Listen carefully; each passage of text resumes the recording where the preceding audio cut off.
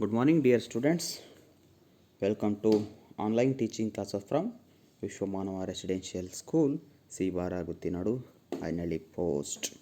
So, dear students, myself Manuel, your English teacher in Vishwamanava Residential School. So, dear students, in the academic year of 2020-21, so in this period we are going to discuss the second language English subject of 9th standard. So, dear students, I have already completed the first sem syllabus. So, in this period, we are going to once again revision of the previous classes. So, in this class, we are going to revision the first chapter of your text, The Enchanted Pool. So, the Enchanted Pool means the magical pond, and that means ಮಾಯಾ ಸರೋವರ. The enchanted pool ಅಂತಂದರೆ ಮಾಯಾ ಸರೋವರ ಅಂತಂದೇಳ್ಬಿಟ್ಟು ನಾವು ಕರಿತಾ ಹೋಗ್ತೀವಿ. So dear students, look at these pictures.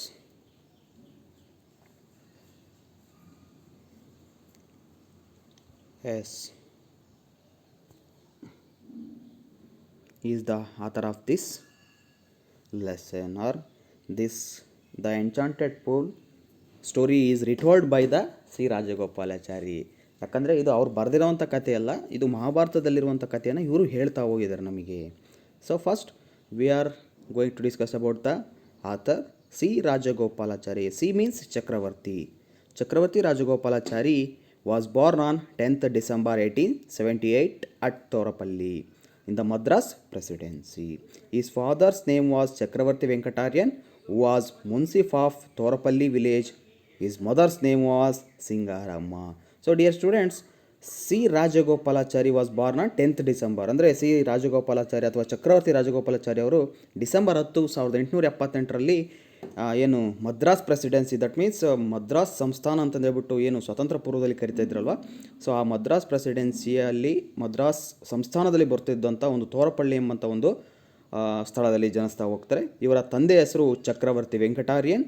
ಇವರು ಆ ಒಂದು ತೋರಪಳ್ಳಿ ಗ್ರಾಮದಲ್ಲಿ ಒಂದು ಏನು ಮುನ್ಸಿಫ್ ಅಂದರೆ ಒಬ್ಬ ಏನೋ ಹೇಳ್ತಾರಪ್ಪ ಅಂತಂದರೆ ಏನು ಇವಾಗ ನಾವು ಮೆಂಬರ್ಸ್ ಅಂತಂದೇಳಿ ಕರಿತಾ ಹೋಗ್ತೀವಲ್ಲ, ಸೊ ಆ ಒಂದು ಕೆಲಸವನ್ನು ಅವ್ರು ಮಾಡ್ತಾ ಹೋಗ್ತಿದ್ರು.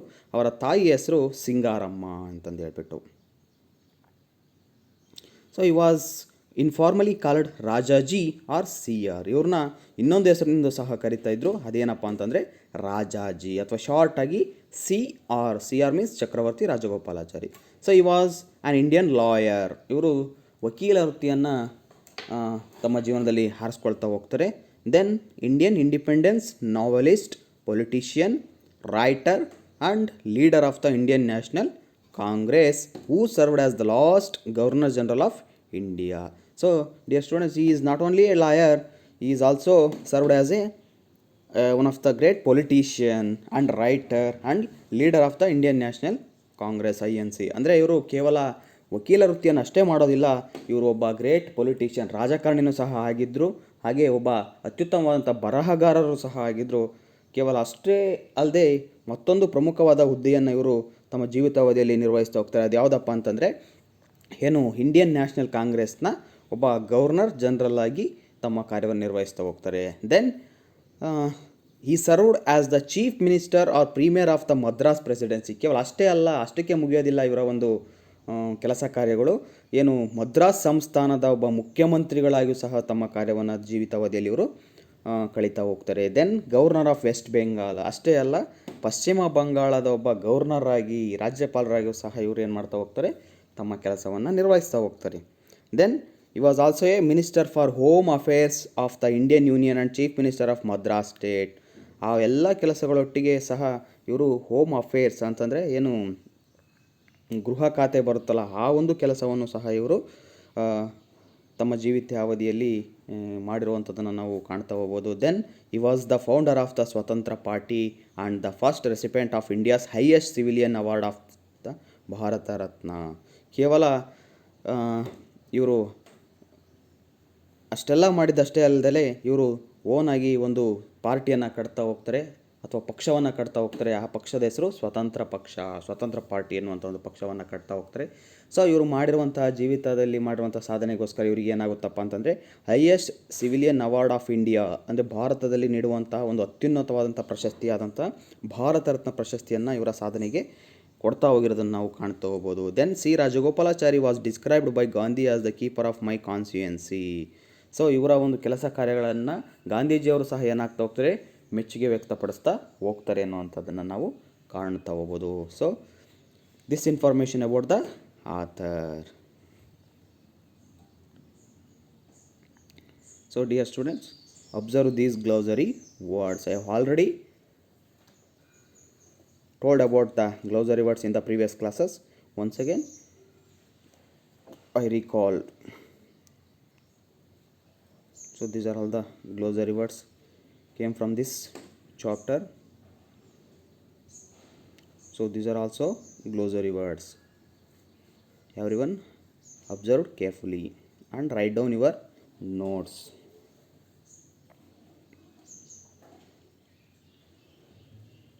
Yes, dear students, then we are going to discuss the lesson. So in the Ramayana and Mahabharata are the two great epics of our country. These two are granary of all kinds of knowledge and recipients of our tradition and culture. So ವಿದ್ಯಾರ್ಥಿಗಳೇ, ನಿಮ್ಮೆಲ್ಲರಿಗೂ ಗೊತ್ತಿದೆ ರಾಮಾಯಣ ಮತ್ತು ಮಹಾಭಾರತ ಅನ್ನುವಂಥವು ನಮ್ಮ ಭಾರತದಲ್ಲಿ ಕಂಡು ಬರುವಂಥ ಅತ್ಯಂತ ಪವಿತ್ರವಾದಂತಹ ಕೃತಿಗಳು. ಅವೆರಡು ನಮಗೆ ಏನು ತಿಳಿಸ್ತಾ ಹೋಗ್ತಾವಪ್ಪ ಅಂತಂದರೆ ಒಂದು ಅತ್ಯುನ್ನತವಾದಂತಹ ಒಂದು ಜ್ಞಾನವನ್ನು ತಿಳಿಸ್ತಾ ಹೋಗ್ತವೆ.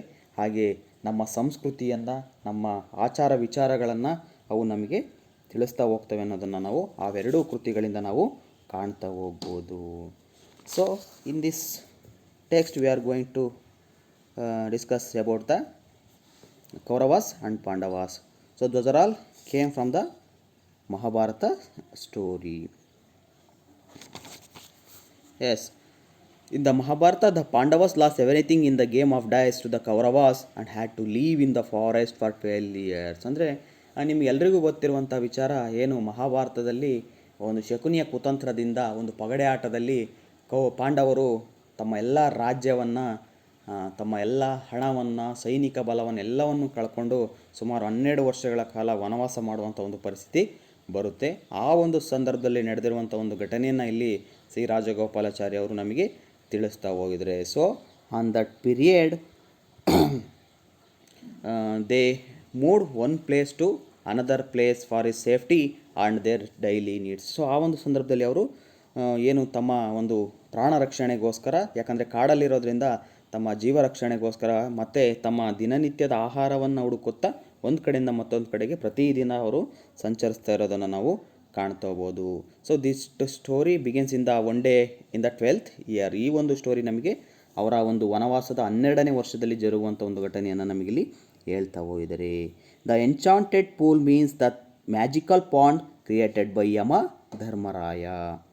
He is the father of Yudhishthira in the form of Yaksha.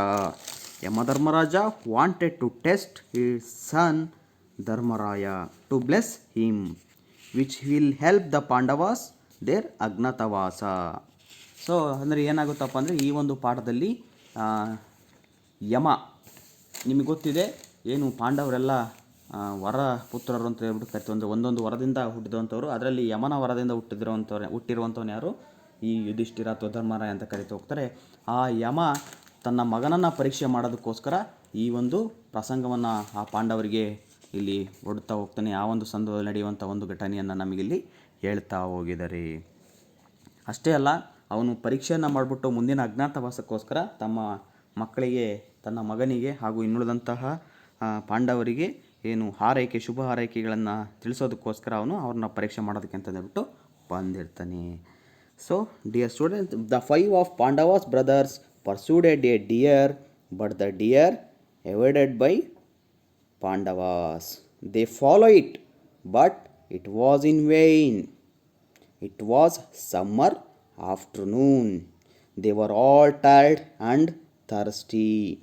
All the five come to a tree and sit down to take rest. So on the time Dharmaraya sends Nakula to fetch some water. Nakula climbed a tree and looked around the guessed that there must be a water in surrounding place. So he went and found the pool. When he went to drink he water. So ಏನಾಗುತ್ತಪ್ಪ ಅಂತಂದರೆ ಈ ಪಾಂಡವರು ನಾನು ಆಗಲೇ ಹೇಳ್ದಂಗೆ ಏನು ಒಂದು ತಮ್ಮ ದಿನನಿತ್ಯದ ಆಹಾರವನ್ನು ಹುಡುಕ್ಬೇಕಾದ್ರೆ ಅವ್ರ ಕಣ್ಣಿಗೆ ಒಂದು ಜಿಂಕೆ ಕಾಣ್ತಾ ಹೋಗುತ್ತೆ. ಆ ಜಿಂಕೆಯನ್ನು ಬೆನ್ನಟ್ಟಿಸ್ಕೊಂಡವರು ತುಂಬ ದೂರ ಬರ್ತಾ ಹೋಗ್ತಾರೆ. ಆ ಸಂದರ್ಭದಲ್ಲಿ ಆ ಒಂದು ಬೇಸಿಗೆ ಕಾಲ ಆಗಿರೋದ್ರಿಂದ ತುಂಬ ದಣಿವಾಗ್ತಾ ಹೋಗುತ್ತೆ, ಬಾಯಾರಿಕೆ ಆಗ್ತಾ ಹೋಗುತ್ತೆ. ಅವಾಗ ಅವರೆಲ್ಲರೂ ಏನು ಮಾಡ್ತಾರೆ, ಒಂದು ಮರದ ಕೆಳಗೆ ಕೂತ್ಕೊಳ್ತಾರೆ. ಆವಾಗ ಧರ್ಮರಾಯ ನಕುಲನಿಗೆ ಹೇಳ್ತಾ ಹೋಗ್ತಾನೆ, ನಕುಲ ಇಲ್ಲಿ ಸುತ್ತಮುತ್ತ ಎಲ್ಲಾದರೂ ನೀರು ಕಾಣ್ತಿದೆಯಾ, ಸ್ವಲ್ಪ ಹುಡುಕು ಅಂತಂದು ಹೇಳಿದಾಗ ನಕುಲ ಏನು ಮಾಡ್ತಾನಪ್ಪ ಅಂತಂದು ಹೇಳಿದ್ರೆ ಒಂದು ಮರವನ್ನು ಹತ್ತಿ ಸುತ್ತಲೂ ನೋಡ್ತಾನೆ. ಅವಾಗ ಅವನಿಗೆ ಅಲ್ಲಿ ಸಣ್ಣ ಚಿಕ್ಕ ಪುಟ್ಟ ಗಿಡ ಮರಗಳು, ಪ್ಲ್ಯಾಂಟ್ಸ್ ಗಿಡಗಳು ಕಂಡು ಬರ್ತಾ ಹೋಗ್ತವೆ. ಹಾಗೆ ಬಕ ಪಕ್ಷಿಗಳು, ಕೊಕ್ಕರೆಗಳು ಕಂಡು ಬರ್ತಾ ಹೋಗ್ತವೆ. ಸೊ ಈ ಗೆಸ್ಡ್ ಅವನೇನು ಮಾಡ್ತಾನೆ, ಅವಾಗ ಅಂದ್ಕೊಳ್ತಾನೆ ಅಲ್ಲಿ ಮೋಸ್ಟ್ಲಿ ನೀರಿರ್ಬೋದು, ಅದಕ್ಕೆ ಆ ಪ್ರಾಣಿ ಪಕ್ಷಿಗಳು, ಆ ಪಕ್ಷಿಗಳು ಮತ್ತು ಆ ಪ್ಲ್ಯಾಂಟ್ಸ್ಗಳು ಕಾಣ್ತಿದ್ದಾವೆ ಅಂತಂದೇಳ್ಬಿಟ್ಟು ಗೆಸ್ ಮಾಡಿಬಿಟ್ಟು ಅದನ್ನು ಹುಡ್ಕೊಂಡು ಅವನು ಅಲ್ಲಿಗೆ ಹೋಗ್ತಾನೆ. So he went and found the pool. When he went to drink the water, a voice was heard that forbid him to drink the water. He was surprised and did not heed the voice and drank the water. He fell down dead. So ಅವನೇನು ಮಾಡ್ತಾನಪ್ಪ ಅಂತೇಳಿದ್ರೆ ಆ ನೀರನ್ನು ಹುಡುಕೊಂಡು ಆ ಒಂದು ಸರೋವರದ ಹತ್ರಕ್ಕೆ ಬರ್ತಾನೆ. ಬಂದಂಥ ಸಂದರ್ಭದಲ್ಲಿ ತುಂಬ ಬಾಯಾರಿಕೆ ಆಗಿರುತ್ತೆ. ಆ ಸಂದರ್ಭದಲ್ಲಿ ಅವನೇನು ಮಾಡ್ತಾನೆ, ನೀರು ಕುಡಿಯೋದಕ್ಕೆ ಅಂತ ಹೇಳ್ಬಿಟ್ಟು ಮುನ್ನಡೆದಾಗ ಅವಾಗ ಅವನಿಗೆ ಒಂದು ವಾಯ್ಸ್ ಕೇಳ್ತಾ ಹೋಗುತ್ತೆ. ಬಟ್ ಅಲ್ಲಿ ಯಾವುದೇ ರೀತಿಯಾದಂಥ ಶರೀರ ಇರೋದಿಲ್ಲ, ಕೇವಲ ಒಂದು ಶಬ್ದ, ಒಂದು ವಾಯ್ಸ್ ಕೇಳ್ತಾ ಹೋಗುತ್ತೆ. ಅದೇನು ಹೇಳುತ್ತಪ್ಪ ಅಂತಂದೇಳಿದರೆ, ನನ್ನ ಪ್ರಶ್ನೆಗಳಿಗೆ ಉತ್ತರವನ್ನು ಕೊಟ್ಟು ತದನಂತರ ನೀನು ನೀರನ್ನು ಕುಡಿಬೇಕಾಗುತ್ತೆ. Unless you did not drink the water, ಇಲ್ಲಪ್ಪ ಅಂತಂದರೆ ಯಾವುದೇ ಕಾರಣಕ್ಕೂ ನಾನು ನಿನಗೆ ನೀರು ಕುಡಿಯೋದಕ್ಕೆ ಬಿಡಲ್ಲ ಅಂತಂದು ಹೇಳ್ಬಿಟ್ಟು ವಾರ್ನಿಂಗನ್ನು ಮಾಡ್ತಾ ಹೋಗುತ್ತೆ. ಸೊ ಆ ಒಂದು ಶರೀರವಿಲ್ಲದಂತಹ ಒಂದು ಶರೀರವಿಲ್ಲದ ಒಂದು ಇದರಿಂದ ಶಬ್ದ ಬಂದದನ್ನು ಕೇಳಿಬಿಟ್ಟು ಅವನಿಗೆ ಒಂಥರ ಸರ್ಪ್ರೈಸ್ ಆಗುತ್ತೆ. ಬಟ್ ಈ ವಾಸ್ ಇಗ್ನೋರ್ಡ್. ಅದನ್ನು ಏನು ಮಾಡ್ತಾನೆ, ಬಿಡು ಯಾವುದೋ ಉಪಯೋಗ ಇಲ್ಲದ್ದು ಅಂತಂದು ಹೇಳ್ಬಿಟ್ಟು ಅದನ್ನು ಇಗ್ನೋರ್, ಅಂದರೆ ಅದನ್ನು ಅಷ್ಟೊಂದು ಇದಾಗಿ ಇಂಪಾರ್ಟೆಂಟಾಗಿ ತಗೊತ ಹೋಗಲ್ಲ. ಮೊದಲು ತನ್ನ ಬಾಯಾರಿಕೆಯನ್ನು ನೀಗಿಸ್ಕೊಳ್ಳೋಣ ಅಂತ ಹೇಳ್ಬಿಟ್ಟು ನೀರು ಕುಡಿಯೋಕ್ಕೆ ಅಂತಂದು ಹೇಳ್ಬಿಟ್ಟು ಹೋಗ್ತಾನೆ. ಆ ಸಮಯದಲ್ಲಿ ನೀರು ಕುಡಿಯೋಕ್ಕೆ ಅಂತಂದು ಆ ನೀರೊಳಗೆ ಕೈ ಹಾಕಿದಾಗ ಅವನೇನಾಗ್ತಾ ಹೋಗ್ತಾನೆ, ಸತ್ತು ಹೋಗ್ತಾನೆ. Then when Nakula did not return, Yudhishthira sent Sahadeva. He was also did not heed voice and drank the water. So Nakula ಎಷ್ಟೊತ್ತಾದರೂ ಬರೆದಿರೋದನ್ನು ಕಂಡುಬಿಟ್ಟು ಯುಧಿಷ್ಠಿರ ಏನು ಮಾಡ್ತಾನೆ, ಯಾರನ್ನು ಕಳಿಸ್ತಾನಪ್ಪ ಅಂತಂದೇಳಿದ್ರೆ ನೆಕ್ಸ್ಟು ಸಹದೇವನನ್ನು ಕಳಿಸ್ತಾ ಹೋಗ್ತಾನೆ. ಎಷ್ಟೊತ್ತಾದರೂ ನಕುಲ ಬರಲಿಲ್ಲ, ಏನಾಗಿದೆ ನೋಡ್ಕೊಂಬರೋಗು ಅಂತಂದೇಳ್ಬಿಟ್ಟು ಕಳಿಸ್ದಾಗ ಅವಾಗ ಏನಾಗುತ್ತಪ್ಪ ಅಂತಂದರೆ ಅವನು ಅಲ್ಲಿಗೆ ಬರ್ತಾನೆ. ಬಂದಂಥ ಸಂದರ್ಭದಲ್ಲಿ ತನ್ನ ಅಣ್ಣ ಬಿದ್ದಿರ್ತಾನೆ ಅಲ್ಲಿ ಕೆಳಗೆ. ಅದನ್ನು ನೋಡಿ ಅವನಿಗೆ ಸ್ವಲ್ಪ ಗಾಬರಿ ಆಗ್ತಾ ಹೋಗುತ್ತೆ. ಬಟ್ ಅದನ್ನು ಅವನು ಬಿಟ್ಬಿಟ್ಟು ಮೊದಲು ತನ್ನ ಬಾಯಾರಿಕೆಯನ್ನು ನೀಗಿಸ್ಕೊಂಡು ನಂತರ ತಮ್ಮ ಅಣ್ಣನಿಗೆ ಏನಾಗಿದೆ ಅಂತ ಹೇಳ್ಬಿಟ್ಟು ನೋಡೋಣ ಅಂತ ಹೇಳ್ಬಿಟ್ಟು ಡಿಸೈಡ್ ಮಾಡಿ ಅವನು ಸಹ ನೀರು ಕುಡಿಯೋದಕ್ಕೆ ಅಂತ ಮುಂದಾಗ್ತಾನೆ. ಸೊ ಮ್ಯಾಸ್ ಇಟ್ ಈಸ್ ಆಗಲೇ ಕೇಳಿದಂಥ ವಾಯ್ಸಸ್ ಅವನಿಗೂ ಸಹ, ಅಂದರೆ ನಕುಲನಿಗೆ ಕೇಳಿರುವಂಥ ವಾಯ್ಸು ಅವನಿಗೂ ಸಹ ಕೇಳಿಸ್ತಾ ಹೋಗುತ್ತೆ. ಅವನು ಸಹ ಅದನ್ನ ಇಗ್ನೋರ್ ಮಾಡಿ ಏನು ಮಾಡ್ತಾನೆ, ನೀರು ಕುಡಿಯೋಕ್ಕೆ ಅಂತಂದೇಳ್ಬಿಟ್ಟು ಮುಂದಾಗ್ತಾನೆ. ಮುಂದಾದಂಥ ಸಂದರ್ಭದಲ್ಲಿ ಅವನು ಸಹ ಅಲ್ಲಿ ಸತ್ತು ಬೀಳ್ತಾ ಹೋಗ್ತಾನೆ. Then next after that Yudhishthira sent to Arjuna, his brother is met with a danger. So Arjuna went swiftly. He saw his brothers lying dead near the pool.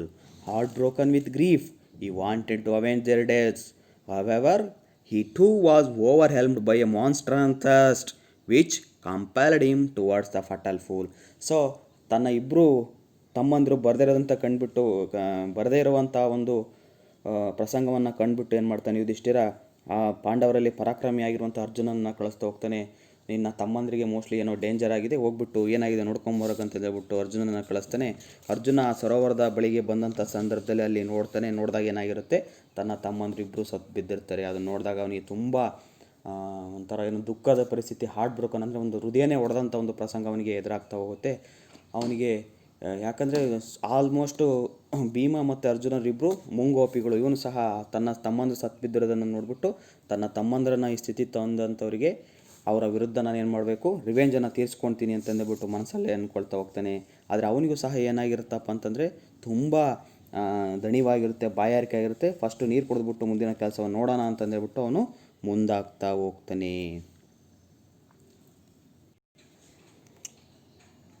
So again the warning voice heard, answer my questions before you drink the water. This pool is mine. If you disobey me, you will follow your brothers. Arjuna became very angry. He cried, who are you? Come on, stand up to me and I will kill you. He shot sharp arrows in the direction of the voice. The invisible being laughed in scorn and said, your arrows cannot touch me. Arjuna wanted to destroy this unseen foe, but first he had to quench his terrible thirst, so he drank the water and also fell down dead. So ಏನಾಗುತ್ತಪ್ಪ ಅಂತಂದು ಹೇಳಿದ್ರೆ, ನಾನು ಆಗಲೇ ಹೇಳ್ತಾ ಇದ್ದೆ, ತನ್ನ ತಮ್ಮಂದ್ರನ್ನ ಸಾಯಿಸ್ತಂತ್ರ ವಿರುದ್ಧ ಅವನು ಸೇಡ್ ತೀರಿಸ್ಕೋಬೇಕು ಅಂತಂದರೆ ಇದು ಮಾಡ್ತಾನೆ. ಸೊ ಆವಾಗ ಫಸ್ಟು ನಾನು ನನ್ನ ದಣಿವಾರಿಸ್ಕೊಳ್ಳೋಣ ಅಂತಂದೇಳ್ಬಿಟ್ಟು ಮುಂದಾದಾಗ ಅವನಿಗೂ same as it is Nakula ಸಹದೇವರಿಗೆ ಕೇಳಿಸಂಥ ವಾಯ್ಸ್ ಕೇಳ್ತಾ ಹೋಗುತ್ತೆ. ಆವಾಗ ಇನ್ನೂ ಕೋಪ ಬರ್ತಾ ಹೋಗುತ್ತೆ ಅರ್ಜುನನಿಗೆ. ಯಾರು ನೀನು, ಎಲ್ಲೋ ಮರೆಯಲ್ಲಿ ನಿಂತ್ಕೊಂಡು ಯಾರು ನೀನು ಮಾತಾಡ್ತಿರಂತ, ನನ್ನ ಎದುರಿ ಬಂದ್ಬಿಟ್ಟು ಫೈಟ್ ಮಾಡು ನನ್ನ ವಿರುದ್ಧವಾಗಿ, ಆಮೇಲೆ ಗೊತ್ತಾಗುತ್ತೆ ನನ್ನ ಬಲ ಏನು ಅಂತಂದೇಳ್ಬಿಟ್ಟು ತುಂಬ ಜೋರಾಗಿ ಅವನು ರ್ಯಾಶಾಗಿ ಮಾತಾಡ್ತಾ ಹೋಗ್ತಾನೆ. ಸೊ ಅರ್ಜುನನಿಗೆ ಒಂದು ವಿದ್ಯೆ ಭಾಳ ಚೆನ್ನಾಗಿ ಗೊತ್ತಿರುತ್ತೆ. ಯಾವುದಪ್ಪ ಅಂದರೆ ಬಿಲ್ ವಿದ್ಯೆ. ಅಂದರೆ ವಾಯ್ಸ್ ಯಾವ ಕಡೆ ಕೇಳುತ್ತೋ ಆ ಡೈರೆಕ್ಷನ್ಗೆ ಬಾಣವನ್ನು ಪ್ರಯೋಗ ಮಾಡುವಂಥ ಶಕ್ತಿ ಅವನಲ್ಲಿರುತ್ತೆ. ಸೊ ಅವನು ಏನು ಮಾಡ್ತಾ ಹೋಗ್ತಾನೆ, ಆ ವಾಯ್ಸ್ ಬಂದಂಥ ಒಂದು ಡೈರೆಕ್ಷನ್ಗೆ ಬಾಣವನ್ನು ಪ್ರಯೋಗ ಮಾಡ್ತಾನೆ. ಅದನ್ನು ಕಂಡುಬಿಟ್ಟು ಆ ವಾಯ್ಸು ನಗ್ತಾ ಹೋಗುತ್ತೆ. ನೀನು ಏನು ಮಾಡಿದರೂ ನನಗೆ ಯಾವುದೇ ರೀತಿ ತೊಂದರೆ ಮಾಡೋದಕ್ಕೆ ಸಾಧ್ಯ ಇಲ್ಲ. ನಿನಗಿರೋ ಅಂಥದ್ದು ಒಂದೇ ಆಪ್ಷನ್ನು, ನೀನು ನನ್ನ ಪ್ರಶ್ನೆಗಳಿಗೆ ಉತ್ತರವನ್ನು ನೀಡಿ ತದನಂತರ ನೀರನ್ನು ಕುಡಿ ಅಂತಂದೇಳ್ಬಿಟ್ಟು ಹೇಳ್ತಾ ಹೋಗ್ತಾನೆ. ಸೊ ಅರ್ಜುನ ಏನು ಮಾಡ್ತಾನೆ, ಅದನ್ನು ಇಗ್ನೋರ್ ಮಾಡಿ ನೀರು ಕುಡಿಯೋಕ್ಕೆ ಅಂತ ಹೋಗ್ತಾನೆ. ಅವನು ಸಹ ಅಲ್ಲಿ ಸತ್ತು ಬೀಳ್ತಾನೆ. Next, after another anxious wait, Yudhishthira turned to Bhima. Dear brother, even Arjuna, the great hero, has not returned. Something terrible must have happened to our brothers. Please find them quickly. Bhima hurried away without another word, like Arjuna. Bhima also did not heed the voice warning and drank the water eagerly, glaring around in defiance. And instantly his great strength seemed to slip from him like a garment, and he also fell dead among his brothers. So ಅತ್ಯಂತ ಪರಾಕ್ರಮಿಯಾಗಿರುವಂತಹ ಪಾಂಡವರಲ್ಲಿ ಅರ್ಜುನ ಏನಾದ, ಅವನು ಸಹ ಹುಡ್ಕೊಂಬರಕ್ಕೆ ಹೋಗಿ ಎಷ್ಟೊತ್ತಾದ್ರೂ ವಾಪಸ್ ಬರೋದ್ರಿಂದ ಕಂಡುಬಿಟ್ಟು ಕೊನೆಯದಾಗಿ ಯುಧಿಷ್ಠಿರ ಭೀಮನನ್ನು ಕಳಿಸ್ತಾ ಹೋಗ್ತಾನೆ. ಇನ್ನು 3 ತಮ್ಮಂದರು ಇಷ್ಟೊತ್ತಾದರೂ ಬರಲಿಲ್ಲ, ಹೋಗಿ ನೋಡ್ಕೊಂಬರೋ ಏನಾಗಿದೆ ಅಂತಂದ್ಬಿಟ್ಟು ಭೀಮನನ್ನು ಕಳಿಸ್ತಾ ಹೋಗ್ತಾರೆ. ಭೀಮ ಅಣ್ಣನ ಆಜ್ಞೆಯಂತೆ ಆ ಸರೋವರದ ಬಳಿಗೆ ಬರ್ತಾನೆ ಜೋರಾಗಿ.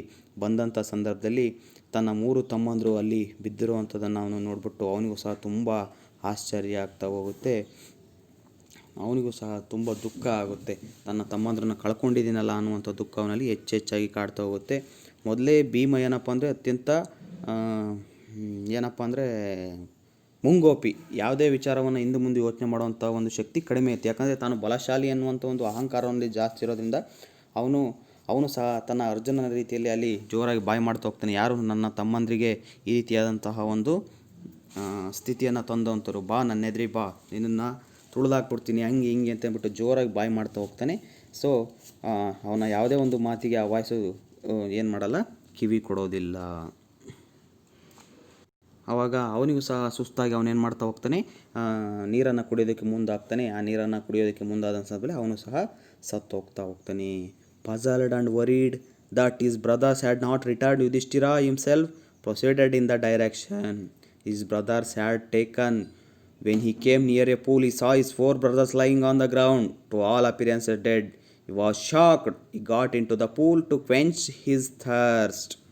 At once a voice without form warned him, your brothers died because they did not heed my words.